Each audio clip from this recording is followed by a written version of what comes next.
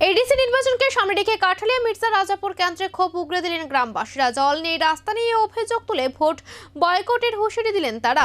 22 নম্বর কাঠালিয়া মির্জা রাজাপুর কেন্দ্রের থলিবাড়ি এডিসি ভিলেজে ধূপছড়া, বালুছড়া ও মাতামবাড়ি এই তিনটি পাড়ার বাসিন্দারা দীর্ঘদিনের সমস্যার কথা তুলে ধরেন। স্থানীয়দের অভিযোগ, গত 8 থেকে 9 বছর ধরে পানীয় জলের চরম সংকট চলছে।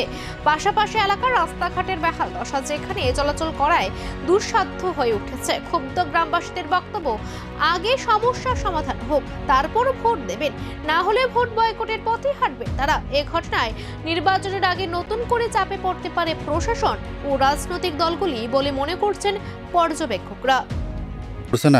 না না, আমরা এদিকে রাস্তাঘাটের কোনো ব্যবস্থা করছি না। বিগত 8 বছর ধরে যত সরকারে আছে, তারা বিজেপি সরকারও আছে, এমডিসিও ঘুরে গেছে, কিন্তু দেখে গেছে।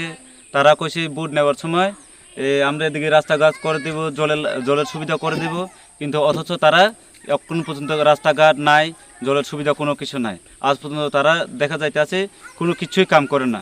তাই আমরা সবাই গ্রামবাসীরা মিলছি, এবার কাউকে ভোট দিতাম না। আমরা যেহেতু আমরা রাস্তাঘাট নাই, তারা কাউকে ভোট দিতাম না। কত পরিবার আমরা